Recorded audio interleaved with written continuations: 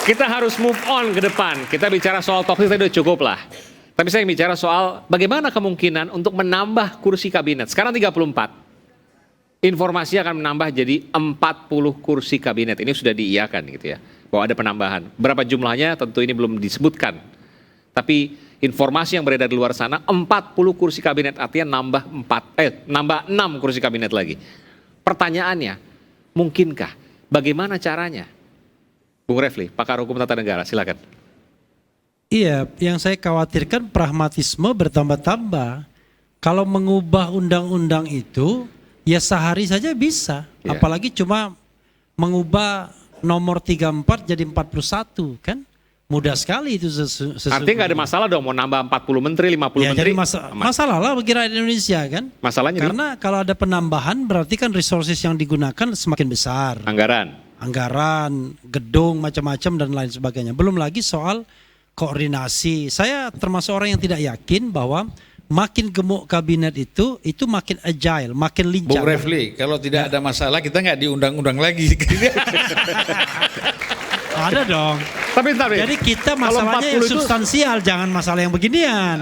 40 itu tembus rekor, belum pernah sepanjang sejarah Indonesia. Kan 34, dulu ada zaman 100 Bung Karno. 100 menteri. Iya, kabinet 100 menteri, tapi kan zaman Bung Karno nggak bisa dipakai jadi patokan, suka-suka dia bikin kabinet. Kalau ini kan kabinet dipatok di undang-undang. Jadi undang-undang itu kan dua mengubahnya. Dengan cara mengganti atau merevisi undang-undang tersebut melalui mekanisme biasa oleh DPR atau melalui Perpu. Nah, yang saya dengar adalah Yusril sebagai ahli hukum tata negara, backbone dari 02, mengatakan nanti kalau dilantik, ya sudah, bikin aja Perpu. Coba Anda bayangkan ya kan, Presiden terpilih yang pertama kali yang dia lakukan adalah mengeluarkan Perpu untuk menambah jabatan publik di kementerian yang dia pimpin. Kan jelek sekali. Coba kalau dia keluarkan Perpu yang menghilangkan pasal-pasal yang mengekang kebebasan berbicara, misalnya seperti undang-undang ITE dan lain sebagainya, kan keren situ. Atau yang menghambat demokratisasi seperti threshold, presidential threshold dan lain sebagainya. Tapi ini yang mau dikeluarkan adalah Perpu menambah jumlah kabinet. Kan nggak keren sekali. Selain Nggak keren itu, buat Bung Refli, tapi kan itu bicara itu oh, Pak, Anda suka keren nggak? buat PAN, tambah banyak nanti. Iya, buat peluang. PAN, iya, buat PAN iya. Tapi buat mahasiswa pasti tambah marah mereka kan. Nah, karena buat itulah, PAN, buat Demokrat kan? gitu ya. Ya, buat Demokrat juga. Padahal kalau kita lihat ya, 34 itu yang namanya wamennya, wakil menterinya itu nggak dibatasi.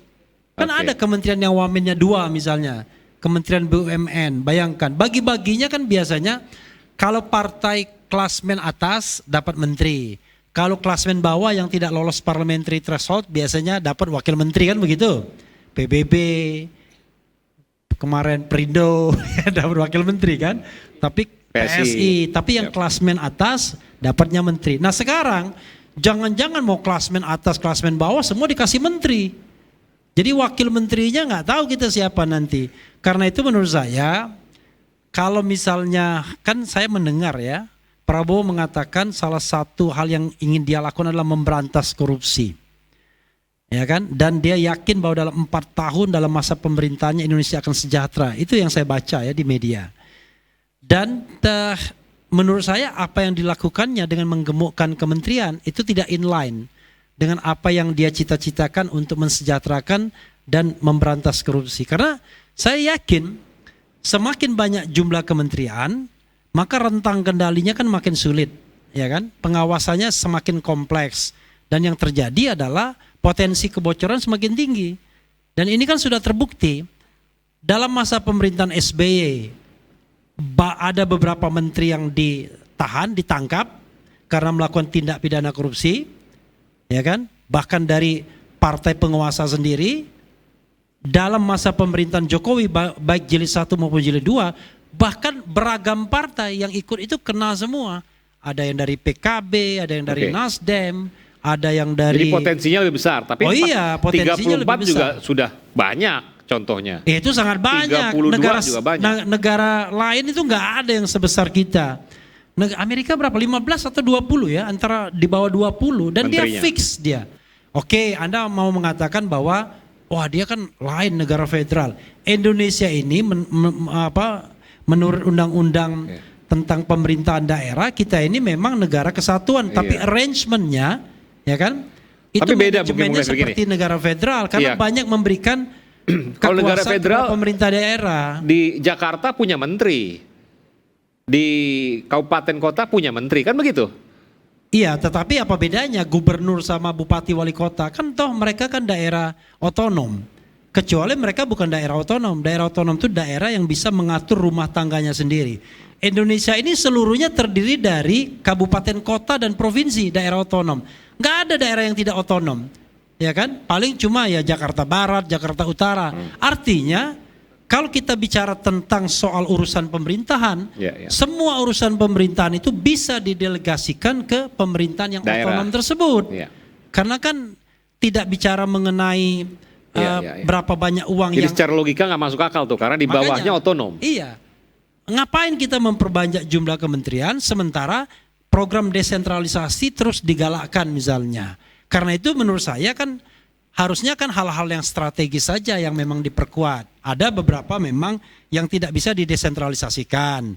Urusan agama nggak boleh, urusan luar negeri nggak boleh, fiskal dan moneter nggak boleh, urusan hukum nggak boleh, pertahanan dan keamanan nggak boleh. Yang lainnya bisa didesentralisasikan. Ngapain kita kemudian memperbanyak menteri di pusat, mau resentralisasi lagi? Nah menurut saya kalau kita negeri sebesar Indonesia ini dengan sentralisasi nggak masuk akal. Rentang kendalinya makin panjang nggak karu-karuan. Nah, lalu di sisi lain ngapain ada yang namanya pemilihan kepala daerah secara langsung? Mereka kan juga mendapat mandat secara langsung melalui rakyat dalam pemilihan gubernur, bupati, wali kota. Memang nggak kerja mereka, ya kan? Jadi ada mandat nasional, ada mandat lokal, dan Indonesia ini lokal semua, nggak ada. Jakarta pun ada gubernurnya, IKN aja yang nggak punya kepala daerah yang dipilih, ya kan? Karena diangkat. Tapi yang lainnya kan semua hampir dipilih, ya kecuali mungkin daerah kabupaten kota di Jakarta saja. Jadi nggak efektif, potensi bocoran besar, potensi korupsi besar. Nah karena itu ini peran oposisi untuk mengkritik. Nggak bisa kita bilang wah kita move on, seolah-olah take it for granted, move on. Nggak bisa dong. Kalau misalnya ada hal-hal yang seperti ini ya kita kritik. Kita akan mengatakan Pak Prabowo ya, Anda dipilih oleh 58%, itu kan menurut KPU, untuk mensejahterakan seluruh rakyat Indonesia. Bukan yang 58% itu saja. Karena itu kami berkepentingan terhadap Anda. Kalau Anda terlalu banyak menggunakan resources hanya untuk jabatan-jabatan publik, maka kita akan oppose. Karena semakin banyak uang negara akan digelontorkan kepada para menteri dan para pembantu Anda. Padahal rakyat Indonesia ini masih keleleran, masih banyak kelaparan. Kita tahu kan, APBN kita nggak karu-karuan kan. Bayar utang dan pokok utang saja itu hampir 1.000 triliun, bayangkan. Per tahun. Per tahun, per APBN. Padahal APBN kita cuma 3.000-an saja.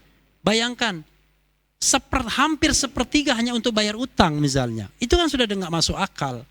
Belum lagi kemudian kalau misalnya nanti ada program makan siang, IKN saja yang saya baca terakhir ini, itu terancam tidak akan dilanjutkan itu. Jadi dari situ saja udah kelihatan kan agak tricky sedikit kan. Dulu wah kita lanjutkan, keberlanjutan. Ini saya baca dari pernyataan Sudrajat Jiwandono ya, yang itu kita tahu hubungannya dengan Prabowo. Dia mengatakan ya makan siang gratis yang akan lebih didahulukan ketimbang IKN. Sama-sama besar, sama-sama ratusan triliun menyerap anggaran. Anda bayangkan misalnya kalau anggaran makan siang itu 450 triliun, anggaran membangun IKN juga ratusan triliun, bayar utang hampir 1.000 triliun. Lalu dari mana lagi ruang fiskal kita? Mati kita sebagai sebuah negara. Nah ini yang barangkali secara detail tidak kita pikirkan. Yang kita pikirkan adalah bagaimana merebut jabatan dan kemudian dengan jabatan tersebut terbukalah peluang-peluang untuk kemudian menggaruk APBN atau peluang lain dari pihak ketiga. Nah ini yang kita tidak inginkan. Negara ini kan ingin lebih baik. Kita pilih Prabowo dengan doa terbaik. Ya, yang 58% saya kan nggak pilih. Tapi kan saya berharap juga mudah-mudahan betul yang dia janjikan. korupsi bisa diberantas, kesejahteraan meningkat. Jangan seperti pemerintahan sekarang. Ketika SBY itu memerintah, IPK kita, indeks persepsi korupsi kita 20. Oleh SBY dia naikkan jadi 34. Berapa poin naiknya? 14. Pada masa pemerintahan Jokowi pernah sempat naikkan sampai 40, lumayan, 6 poin. Tetapi 2 tahun terakhir ini 34 lagi. Artinya pemberantasan korupsi jalan di tempat, bahkan bisa dikatakan gagal. Itu baru satu sektor. Belum lagi sektor-sektor lainnya, utang, pemerintah dan lain sebagainya. Nah, Nanti semua yang apa yang disampaikan oleh Bung Refli akan dijawab oleh Bung Saleh Daulay dan Bung Kamhar. Tapi dalam closing statement selepas jeda berikut ini. Oke.